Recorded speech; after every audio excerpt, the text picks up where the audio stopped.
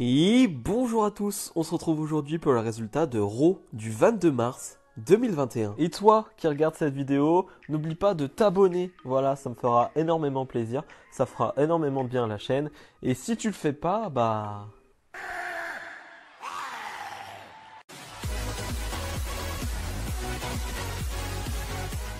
Et comme je le fais de plus en plus, je vais vous parler de quelques segments et non de la totalité de ce Raw. Et je sais, ça peut frustrer certains, mais les choses sont quand même très moyens.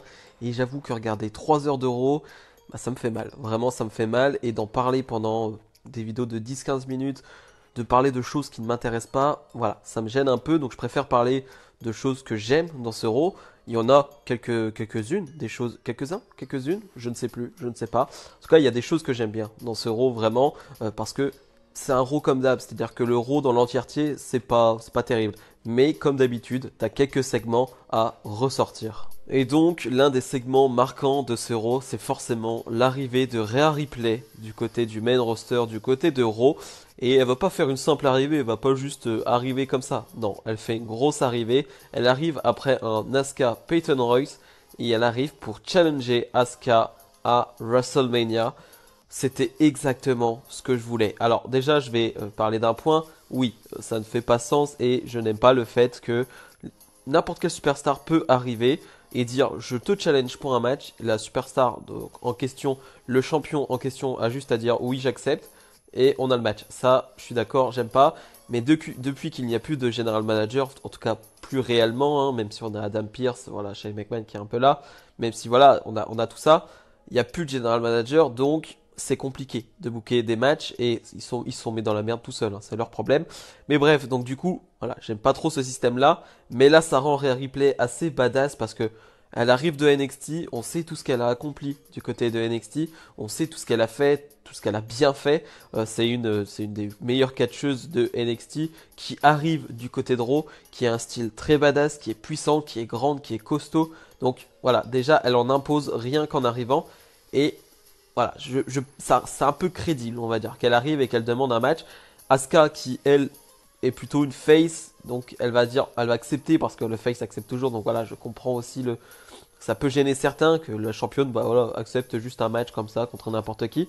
Mais bref, en tout cas, c'était exactement ce que je voulais. Il y avait des rumeurs sur peut-être Charlotte Flair, tout ça.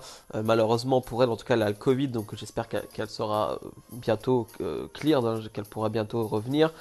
Mais je n'espère pas qu'elle sera ajoutée à ce match. Parce que Asuka contre Rhea Ripley, soyons sérieux quand même, c'est une putain d'affiche. Vraiment, c'est une putain d'affiche. Ça va être incroyable. Je le sais d'avance. On parle souvent de Bianca Belair, Sasha Banks comme possible main event d'une des deux soirées. Moi les gars, je veux Asuka, Rhea Ripley en possible main event d'une des deux soirées. Ça peut vraiment être incroyable. Je vous rappelle la performance de Rhea Ripley l'année dernière face à Charlotte Flair, c'était du haut niveau. Donc là, imaginez face à Asuka. Enfin bref, ça va être génial. Donc déjà, ce petit segment déjà, j'ai vraiment apprécié. The Miz affrontera Bad Bunny à WrestleMania. Voilà, on a eu un petit segment entre les deux. On a eu Bad Bunny qui a attaqué The Miz. Et donc, on nous annonce ce match pour Mania. Je ne comprends pas. Depuis des semaines, voire des mois, on nous annonce que Damian Priest et Bad Bunny feront face à The Miz et Morrison. Ce qui, moi, de mon côté, ne me gêne pas. Je le dis encore une fois, c'est une feud secondaire avec possiblement une superstar comme Damien Priest qui peut être pushée grâce à l'aura d'une grande star qui est Bad Bunny. Donc moi je suis d'accord avec ça, ça me va. C'est secondaire, ce n'est pas pour un titre, ça me va vraiment, vraiment, j'aime ça, ça me dérange pas. Mais là, si tu fais à WrestleMania, si tu fais vraiment, pour l'instant c'est annoncé comme ça, Bad Bunny contre The Miz, avec juste Damien Priest qui est en ringside et John Morrison en ringside, ça me gêne. Là pour le coup ça me gêne. Je veux pas voir Bad Bunny en solo comme ça. Je veux voir Bad Bunny s'il fait un hot tag, voilà, peut-être pas qu'il donne la victoire, mais en tout cas qu'il fait un petit hot tag à un moment donné, voilà, dans une équipe à deux avec un Damien Priest qui gère le truc et un Bad Bunny qui fait en fin de match un hot tag et qui nous fait je sais pas, un saut qui nous surprend tous ou un truc comme ça en tout cas. Mais là, si tu fais un 1 contre 1, je trouve ça gênant. Vraiment, je trouve ça gênant et c'est un peu un manque de respect quand même de faire un 1 contre 1, de donner un 1 contre 1 à Bad Bunny. Je trouve ça gênant. Pour le coup, vraiment, ça me gêne beaucoup. Et pourtant, voilà, je suis vraiment emballé par ce truc de possiblement pusher Damien Priest avec Bad Bunny. Mais là, de la manière dont ça a été fait, donc ça peut être fait. là ça me gêne beaucoup. Vraiment, c'est un truc qui me gêne énormément. On va voir comment ça va se passer dans les prochaines semaines.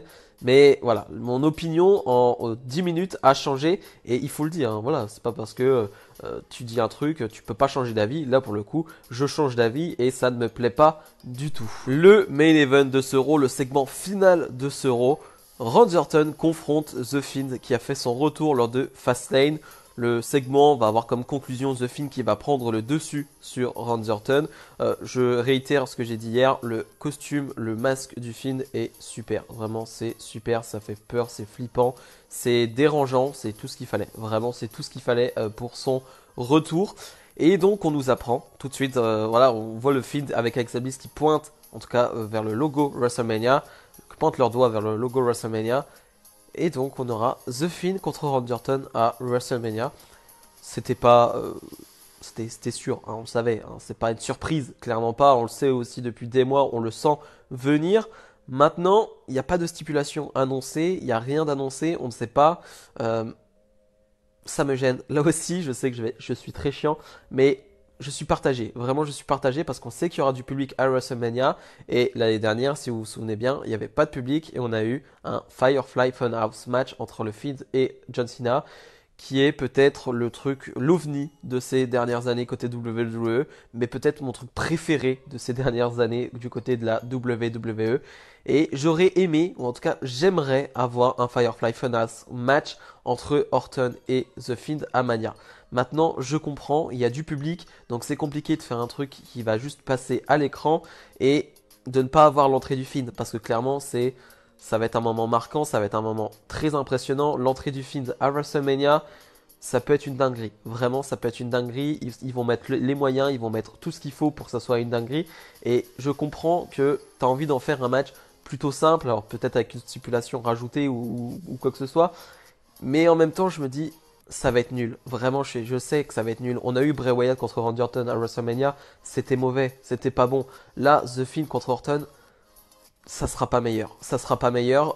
Ça sera vraiment pas meilleur. Ils vont essayer de rajouter des artifices, des effets spéciaux, ce genre de choses. Peut-être en direct, ça va être compliqué.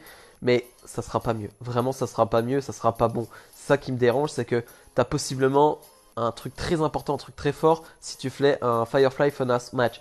Mais si tu fais un match basique comme ça risque d'être un flop en fait, vraiment d'être un gros flop. Donc voilà, on aura le temps d'en reparler. Est-ce que la stipulation Firefly Funhouse va être rajoutée au fur et à mesure? Je ne sais pas, je l'espère, mais on verra bien. Donc voilà, dites-moi en commentaire si vous aimez bien quand je parle plutôt de segments ou de futur. Là, on va parler de WrestleMania forcément, mais voilà, dites-moi en commentaire si vous aimez ça ou plutôt que je fasse match par match, segment par segment. Moi, franchement, j'aime bien varier. Voilà, ça dépend de mon humeur, ça dépend de mon mood, ça dépend de ce qui s'est passé lors du show. J'aime bien varier. Donc voilà, dites-moi en commentaire ce que vous en pensez. Dites-moi ce que vous en pensez de ces matchs qui arrivent donc pour Mania, Bad Bunny, The Miz, The Fiend, Orton et Rhea Ripley, Asuka. Donnez-moi votre avis là-dessus. Bref, si vous avez aimé cette vidéo, comme d'habitude, n'hésitez pas à mettre le petit pouce bleu et à vous abonner. Salut, salut!